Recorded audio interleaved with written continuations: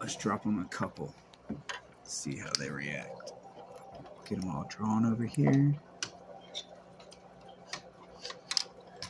That's not enough. I wouldn't go out on my late hunt. I'm not against it by any means. I would love to shoot a deer at like 800 yards. That would be sick. Yeah. But I don't. I mean, I love shooting guns. I was in the Army. Like, I would, but I won't go out. I didn't know if you. It's FWC in Florida. I don't know what it is here. Just a game warden in Alabama. DNR or something like that. We have to consult with them before. Yeah, that would be sick. Yeah, dude. Imagine 50 pounds of tannerite. We can do it. So massive. I got so many. I'll